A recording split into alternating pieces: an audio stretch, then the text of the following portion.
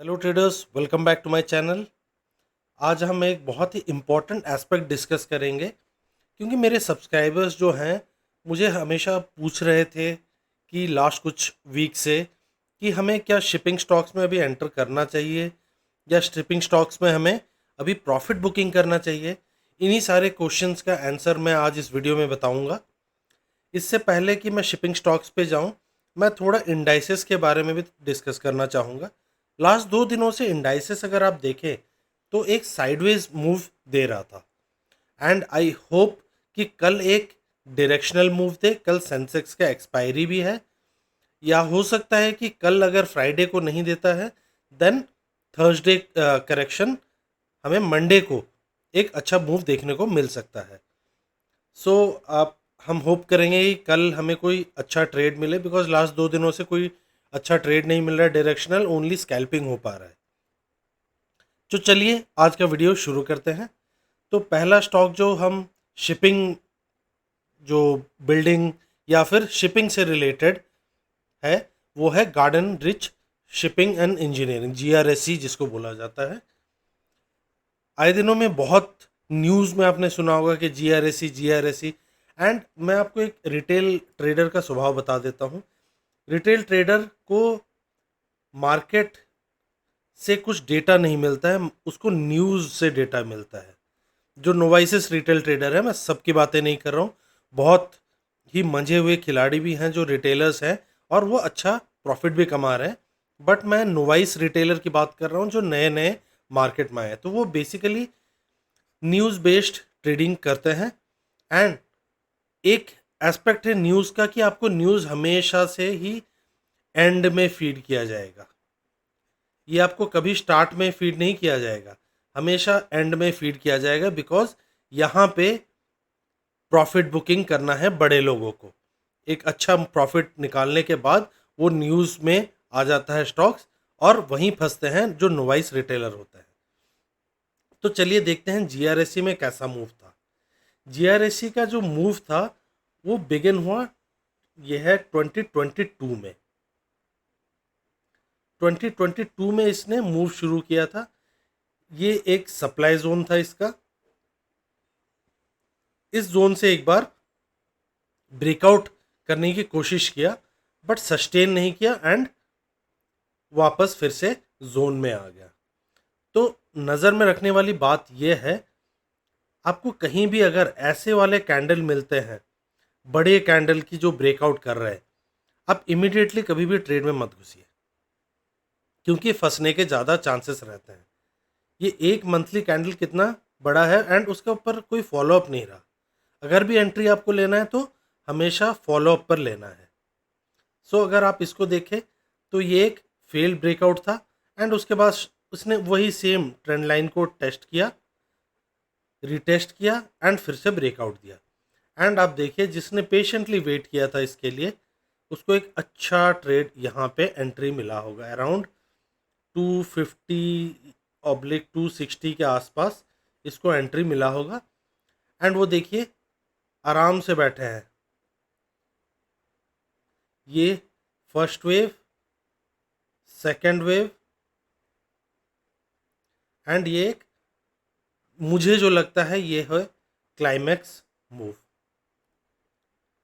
And अगर आप पूछ ले रिटेलर्स को, बहुत लोग यहाँ पे एंट्री लिए होंगे एंड अभी ट्रैप हो गए होंगे। सो मेरे तरफ से अभी GRSE में एंट्री नहीं बनता है। One can avoid entry in GRSE as of now. And अगर कोई बोल रहा है कि buy on dips, please avoid buy on dips as of now. This is my see psychology, या फिर मेरा जो ट्रेडिंग टेक्निक है वो मान ले, एंड जो एक्सपीरियंस से मैं बता रहा हूँ कि अभी इसमें कोई एंट्री नहीं बनता है। ये स्टॉक्स ऑलरेडी मूव कर चुके हैं। अगर मैं इसको थोड़ा हम चेक करें कि कितना परसेंट मूव किया है ये, सो लेट्स चेक। अगर हमारा एंट्री यहाँ लगभग 260, क्या 270 मान ले, 270 के पास एंट्री बना, ऑलमोस्ट 769% ये मूव दे चुका है। सो ये मोमेंटम में 769% मतलब 7 टाइम्स आपका पैसा डबल हो मतलब 7 टाइम्स हो चुका होगा, जिसने ये इस पे परफेक्ट बाय करके ऑलमोस्ट 2400 के आसपास सेल किया होगा। So GRAC is a no buy, and अभी इसमें एक लॉन्ग टर्म शायद कंसोलिडेशन आ सकता है, तो इसमें आप अवॉइड करें, बेस्ट रहेगा, सो दैट आप आपका मनी, वैसे देखिए अगर आप इक्विटी स्टॉक्स में क्या होता है कि आपका पैसा है, जब तक आप बुक नहीं करते तब तक आपका लॉस नहीं होता, बट इसमें ये भी चीज़ है कि आपका लॉस तो नहीं हो रहा है, लेकिन आपका वो पैसा पैसा जनरेट नहीं कर रहा है, तो कोई फ़ायदा नहीं है। So I would recommend everybody to avoid GRSC as of now. इसमें फाइनल कुछ ऐसे शायद मूव हो सकता है, बट ये बोलते हैं कि थर्ड वेव में जब आता है ना, थर्ड बार जब आता है क्लाइमैक्स मूव, ये मुझे जो लग रहा है क्लाइमैक्स मूव लग रहा है, उसके आसपास कोई बाय करने का मतलब लॉजिक नहीं बनता है। So I would recommend you to avoid it. बाकी see, it is, I am not a SEBI registered RA या IA, so I will recommend कि आप अपने जो फाइनेंशियल एडवाइज़र है उनसे पूछें। ये मेरे प्राइस एक्शन के बेसिस पे जो मैं बता रहा हूँ आपको, ये नॉलेज दे रहा हूँ। ओके, तो चलिए चलते हैं हमारे नेक्स्ट स्टॉक पे। जो नेक्स्ट स्टॉक है वो है Mazagon shop dock ship building. जो ये मैंने हर जगह मार्क किया हुआ है, ये हर पिछले वाले में भी जो मैंने मार्क किया था लाइंस, तो basically those are my entry points, जहाँ मैंने अपना एंट्री बनाया था इन स्टॉक्स में।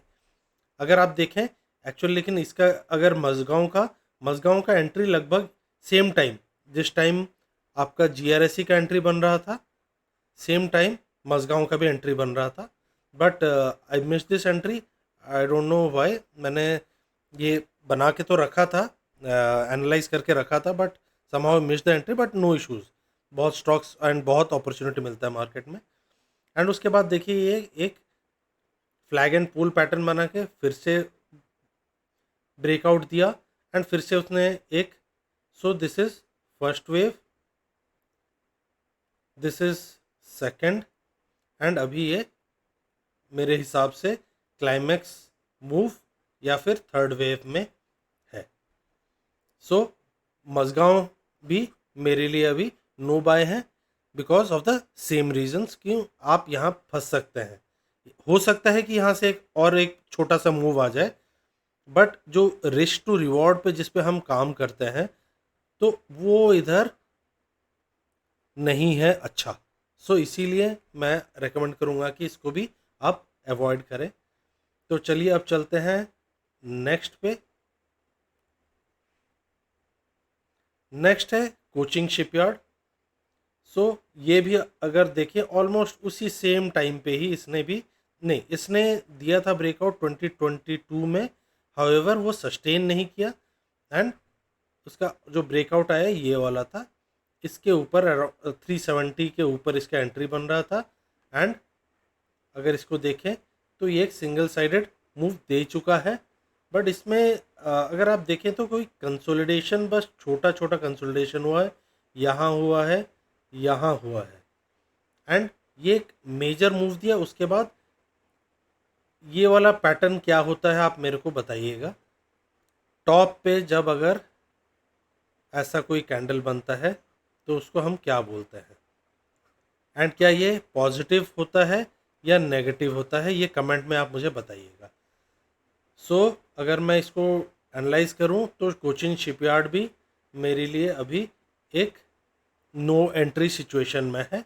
इसमें एक करेक्शन का वेट करूंगा, एंड अगर इधर कंसोलिडेशन होता है, फिर कहीं एक ब्रेकआउट देता है, फिर शायद हम एंट्री बना सकते हैं, बट अभी के लिए हम इसको अवॉइड करेंगे। अब नेक्स्ट स्टॉक पे चलता हूं मैं। नेक्स्ट स्टॉक जो हम लोग डिस्कस करेंगे वो है शिपिंग कॉरपोरेशन ऑफ इंडिया। सो ये एक स्टॉक है जो कि शिपिंग से रिलेटेड है, हाउएवर इसने एक अभी तक अच्छा मूव नहीं दिया है। देखिए मैं फंडामेंटल्स पे कुछ बताऊंगा नहीं, बिकॉज मेरे को फंडामेंटल्स आता नहीं, as simple as that. I know majorly about price action मेरे को, लेकिन फंडामेंटल्स के बारे में एक्चुअली बताऊं तो आपको बहुत ही लिमिटेड नॉलेज है, जो कि आपको फ़ायदा नहीं करेगा। सो अगर हम इसको देखें शिपिंग कॉरपोरेशन को, इसने एक अभी हाल फिलहाल में ही मल्टी ईयर ब्रेकआउट दिया है एंड एक्सपेक्टेड है कि ये शायद आने वाले दिनों में एक अच्छा मूव दे सकता है। देखिए यहाँ पे इसका एंट्री बनता था, ये ब्रेकआउट कैंडल था, इसके टॉप पे इसका एंट्री बनता था एंड अभी इस जोन में एक्चुअली ये थोड़ा सा वोलाटाइल है, बट सिंस एक हम रूल बेस्ड ट्रेडिंग करते हैं तो हम रूल बेस्ड एंट्री भी लेंगे, रूल बेस्ड एग्जिट भी करेंगे। हमें कोई फ़र्क नहीं पड़ता कि इधर क्या चल रहा है। इसने हम मल्टी ईयर ब्रेकआउट दिया है एंड हम इसका एंट्री यहाँ पे बनेगा एंड उसका जो स्टॉप लॉस होगा, आप मान लीजिए हर कोई 10 से 12% का स्टॉप लॉस लेके चलता है, तो उस हिसाब से मैं इसमें आपको एंट्री एग्जिट नहीं बताऊंगा बिकॉज मैं ऑथराइज्ड नहीं हूँ। मैं अगर सेबी रजिस्टर्ड होता तो पक्का बताता, बट सिंस मैं सेबी रजिस्टर्ड नहीं हूँ सो मैं ये चीज़ बताना नहीं चाहूँगा क्योंकि लीगल इश्यूज आ जाते हैं। सो आप बस ब्रेकआउट का ये बताता हूँ कि ब्रेकआउट जिस कैंडल ने दिया है उस कैंडल के ऊपर अगर कोई कैंडल सस्टेन कर रहा है आप उसमें एंट्री लीजिए, 10 से 12% का स्टॉप लॉस रखिए and you can ride it. So shipping corporation of India मेरे लिए एक अच्छा स्टॉक है शिपिंग के अरीना में, बिकॉज इसमें एक देखें, इसमें एक वॉल्यूम भी राइज कर रहा है विद द राइजिंग प्राइस। जो जैसे मैंने अपने प्रीवियस क्लास में बताया था, करेक्शन प्रीवियस जो वीडियो था उसमें बताया था कि प्राइस अगर ऊपर जा रहा है, वॉल्यूम ऊपर जा रहा है, मतलब अप ट्रेंड में है। ये वॉल्यूम स्प्रेड एनालिसिस या वॉल्यूम एनालिसिस भी बोल सकते हैं आप। सो उसके हिसाब से भी पॉजिटिव है, ब्रेकआउट दिया है पॉजिटिव है, सस्टेन किया है पॉजिटिव है। सो आने वाले दिनों में हमें इसमें शायद एक अच्छा मूव देखने को मिल सकता है। अब चलिए चलते हैं हमारे आज के फाइनल स्टॉक पे, जो कि है ड्रेजिंग कॉरपोरेशन ऑफ इंडिया। जैसे ही शिपिंग कॉरपोरेशन ने जो पैटर्न बनाया था, ड्रेजिंग कॉरपोरेशन भी ऑलमोस्ट सेम पैटर्न बना रहा है। जिन लोगों को पता है ड्रेजिंग का मतलब, आप मेरे को कमेंट करके पक्का बताइएगा कि ड्रेजिंग कॉरपोरेशन क्या करती है एंड ड्रेजिंग का मतलब क्या होता है।